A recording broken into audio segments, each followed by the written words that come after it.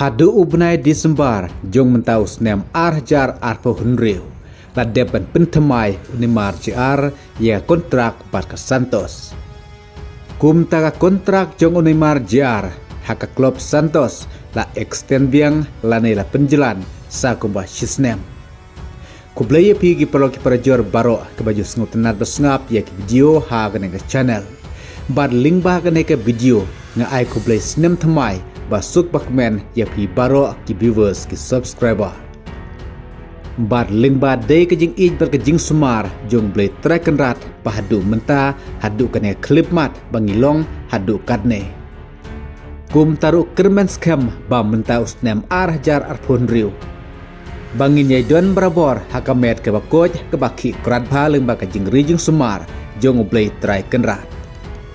Kum taru nakaling jong ke channel ka kubo sport da kasi nga ai kublay kerpang ya pi baro ki viewers ki subscriber. Snem thamai ba suk bakmen ya pi baro iwei pa iwei.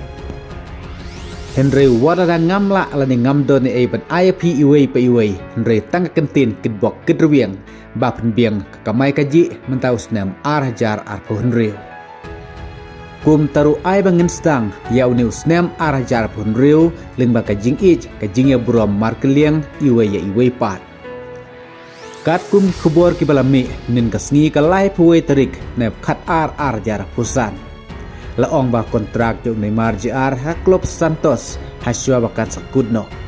Neymar JR la penjalan biang pane ula extend biang ya kontrak bat kan ke klub sa kumba shisnem kaban sakut hadu upna Desember mentau snem arjar akunreu. Kum taru kijing angnut bat kijing kemilin tiba Neymar JR mentau snem unsai lekai kiwe ke klub Europe.